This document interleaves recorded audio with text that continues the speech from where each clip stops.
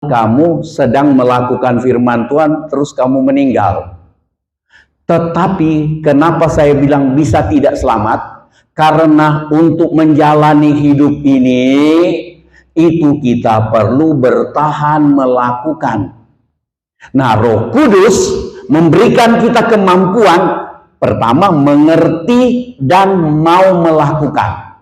Tetapi bukan 1 minggu, 1 bulan, tetapi terus-menerus bertahan mengerti dan melakukan. Jadi itu maksudnya yang kedua ini. Mampu bertahan melakukan firman Tuhan. Mengerti sudah bagus.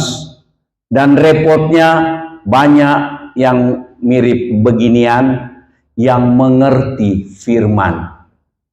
Ya kadang-kadang seperti mengerti atau pura-pura mengerti supaya jemaat lihat hebat. Nah, tapi tidak bertahan melakukan firman. Tahu firman, jangan genit, jangan bersinah, diam-diam genit.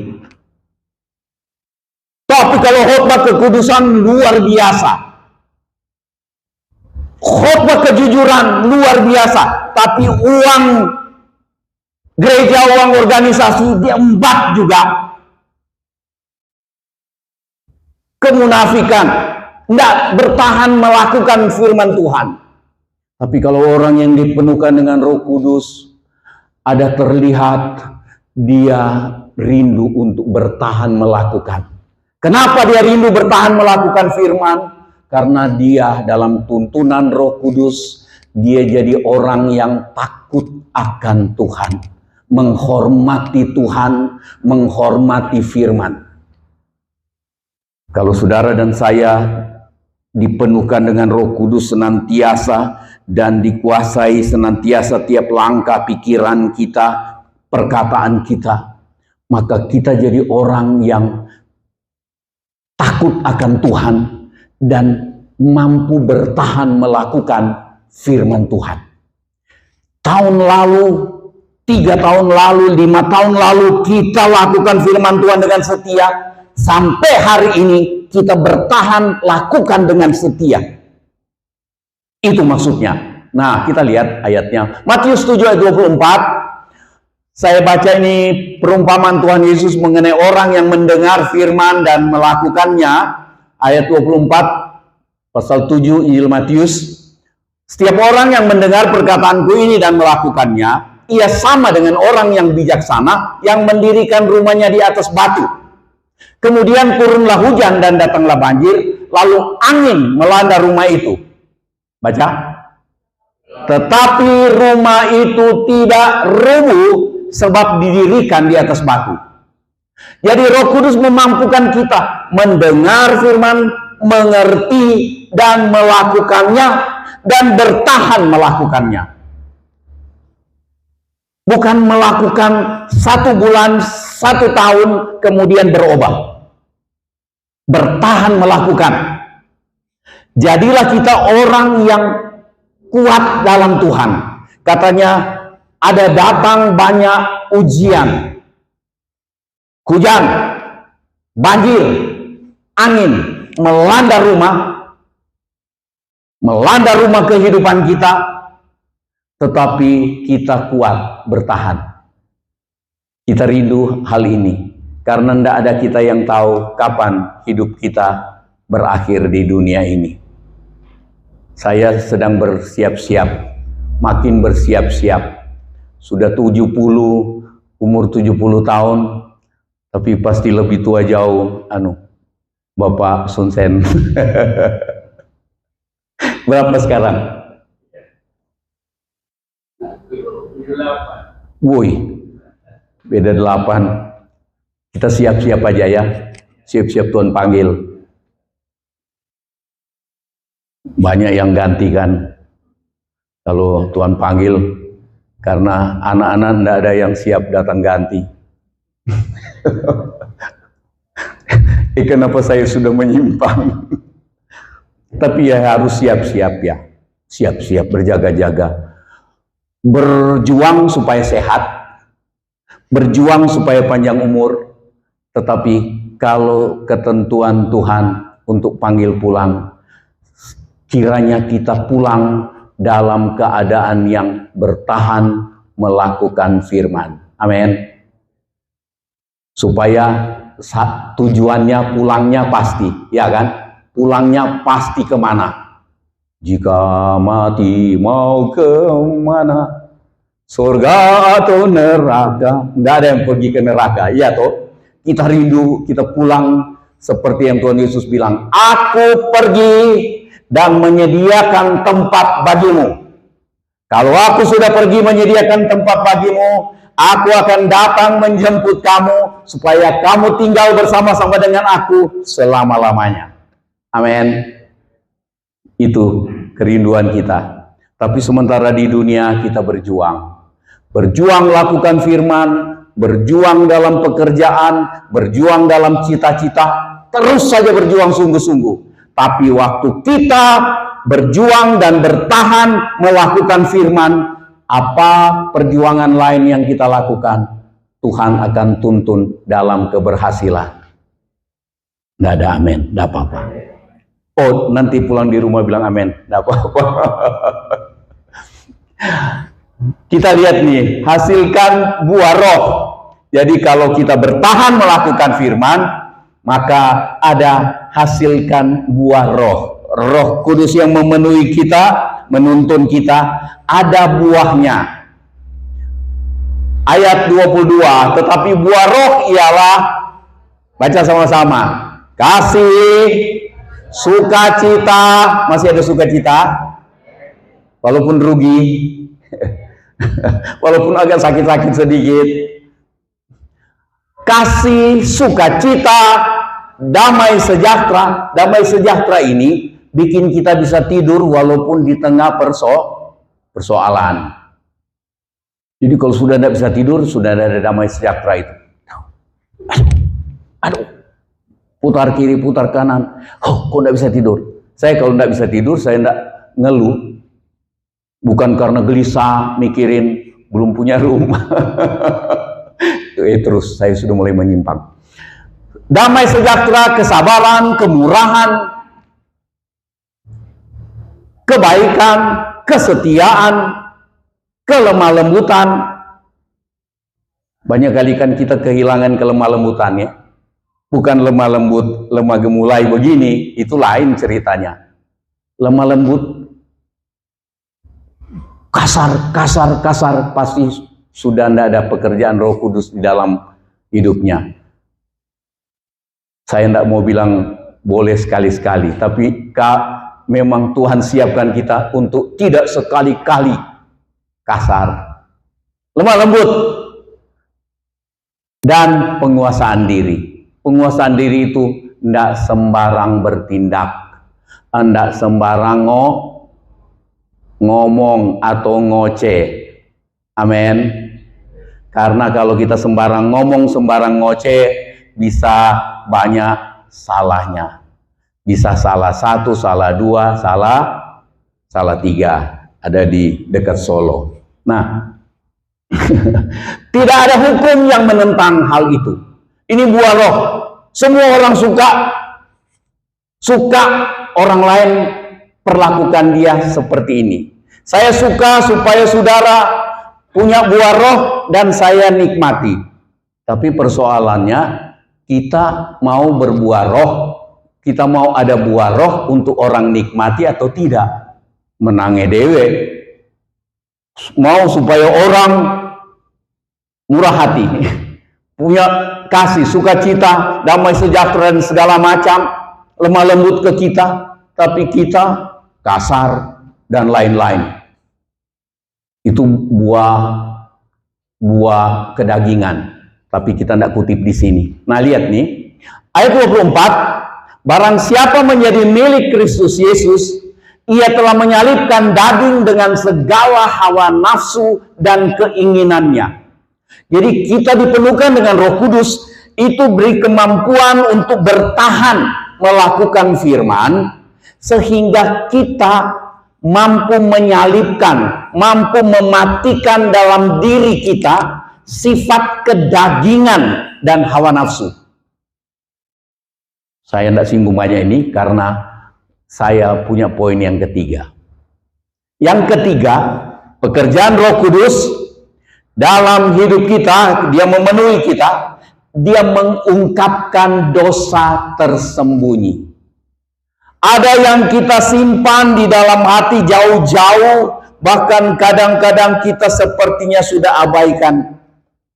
Dia ungkapkan, mengungkapkan, mengingatkan, supaya kita urus. Tapi kita lihat ini, saudara ingat, sangat ingat ayat ini, Ananias dan Safira, Kisah Para Rasul pasal 5 ayat 4. Selama tanah itu, ini Petrus yang bilang ke Ananias, Ananias datang bawa persembahan, datang bawa nasarnya untuk jual tanah, seluruh penjualan tanah kami akan berikan untuk pekerjaan Tuhan. Nah, itu janji, itu nasarnya Ananias dan Safira. Tiba-tiba dia datang bawa itu, Petrus bilang, bukan Petrus terima dan oh puji Tuhan Ananias, sudah laku tanahnya, dan oh puji Tuhan, pekerjaan Tuhan tertopang. Tidak, Petrus bilang, selama tanah itu tidak dijual, bukankah itu tetap kepunyaanmu? Dan setelah dijual, bukankah hasilnya itu tetap dalam kuasamu? Baca sama-sama, biru. Mengapa engkau merencanakan perbuatan itu dalam hatimu? Perbuatan apa? Dusta. Perbuatan dusta. Mungkin Ananias masih terasa, dia lihat waktu hari Pentakosta banyak hal yang terjadi.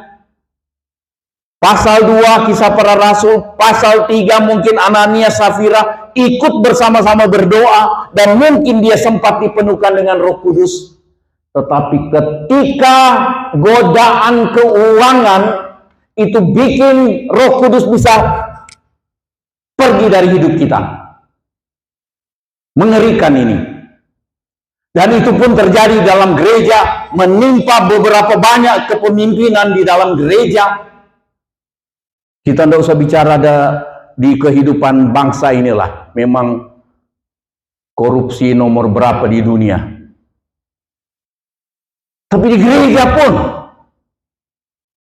ketika orang tergoda dan menyerah dan tergoda dengan uang,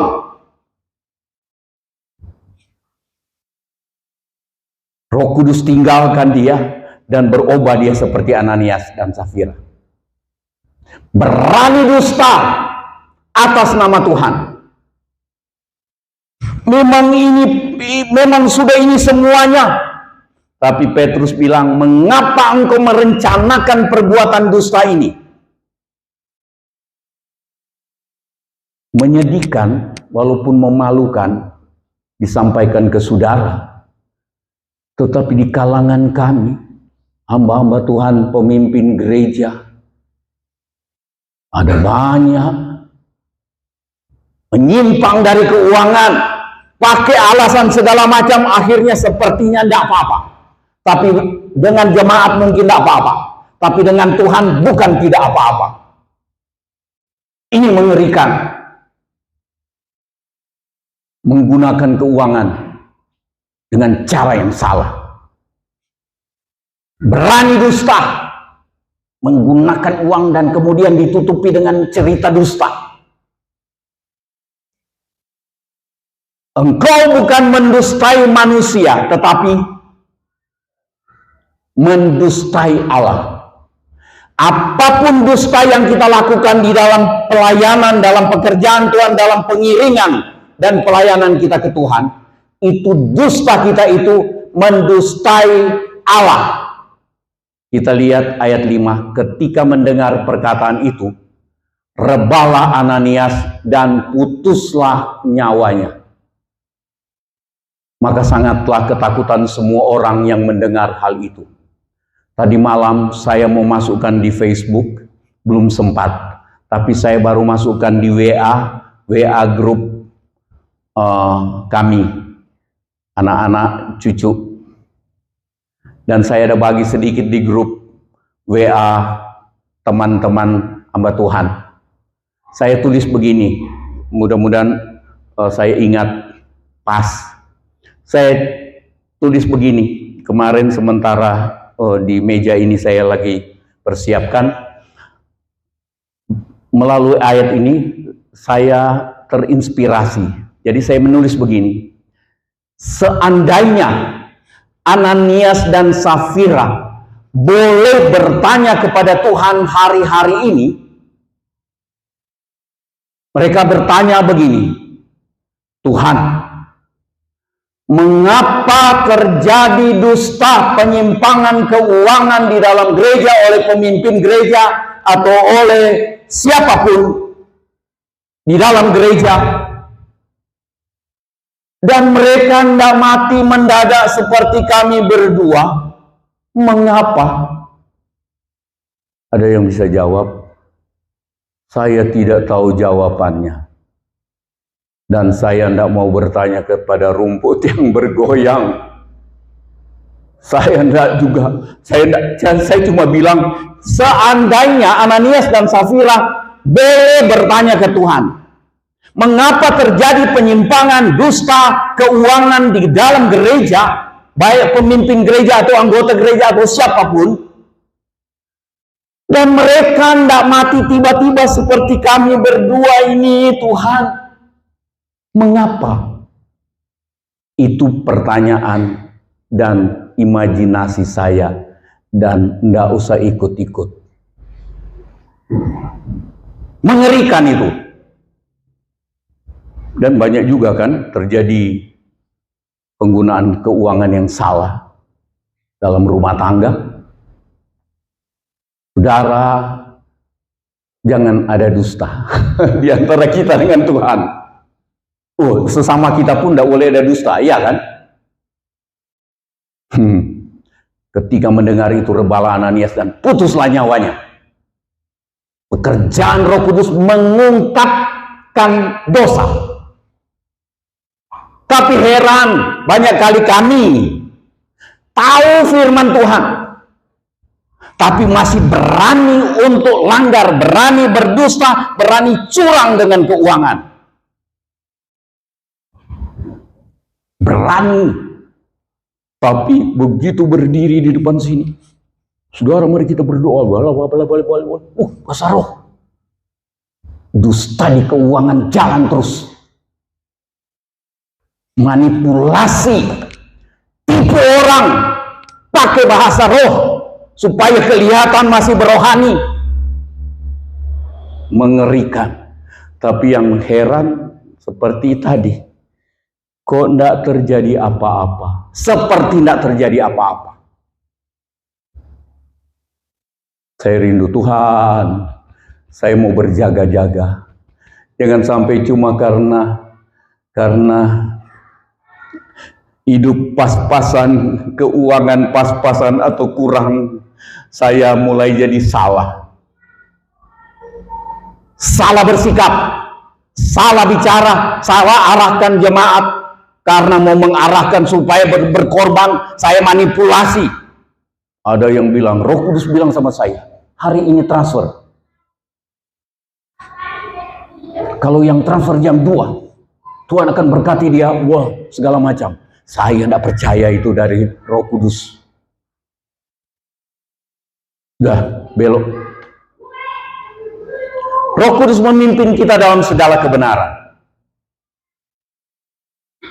Menuntun kita melakukan kebenaran. Dia tuntun kita lakukan kebenaran. Tetapi juga dia mengingatkan kita untuk kembali lakukan. Kan ada banyak kali kita sudah lalai melakukan. Roh Kudus mengingatkan kita untuk, ayo, kamu lakukan lagi seperti yang dulu. Seperti teguran Tuhan kepada jemaat Efesus, lakukan lagi kasihmu yang mula-mula seperti dulu. Lakukan lagi. Roh Kudus mengungkapkan dusta. Kemudian kita lihat Dia tuntun kita untuk melakukan kebenaran. Dia mengingatkan kita untuk kembali lakukan kebenaran, lakukan firman Tuhan. Mengingatkan kita untuk bertobat dari dosa. Tetap sasarannya Tuhan luar biasa. Firman Tuhan bilang begini, Tuhan tidak menghendaki seorang pun binasa. Itu sebabnya Roh Kudus berfungsi mengingatkan kita dari soal dosa. Supaya kita bereskan, dan ketika Tuhan panggil kita pulang, kita bisa pulang dengan pasti. Di tempat yang Tuhan rancang untuk kita pulang bersama dengan Tuhan. Dalam tempat menyenangkan selama-lamanya. Itu sasarannya. Bukan untuk mempermalukan, menghancurkan seseorang. Tapi walaupun Tuhan kadang-kadang memperlakukan menyakitkan, tapi tujuannya supaya kita diselamatkan. Mengingatkan kita untuk bertobat dari dosa. Bikin pemberesan. Itu sebabnya di dalam kitab Wahyu katakan, yang kukasihi kutegur dan kuhajar, sebab itu relakanlah hatimu dan bertobatlah. Relakan hati dan bertobat. Ini kehendak Tuhan buat kita. Kiranya kita selalu rindu. Tuhan, saya rindu untuk tetap penuh dengan Roh Kudus. Saya rindu untuk berserah dan rindu untuk melakukan dan bertahan melakukan.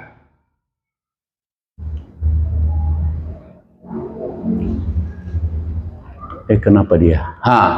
Memampukan kita mengerti dan melakukan firman Tuhan. Jadi kalau kita dituntun dalam seluruh kebenaran, memampukan kita mengerti dan melakukan firman Tuhan, memampukan kita bertahan melakukan firman Tuhan, dan Roh Kudus mengungkapkan dosa yang tersembunyi. Ada nyanyian yang kita sering nyanyikan, singkapkan semua yang terselubung. Ada banyak hal yang dapat kita sembunyikan rapi. Tapi izinkan Tuhan korek itu dari dasar hati kita. Supaya kita dapat bereskan dengan Tuhan. Dan kita masih ada kesempatan alami pengampunan. Izinkan Roh Kudus menuntun kita dalam segala kebenaran. Tuhan memberkati. Kita sama-sama berdiri.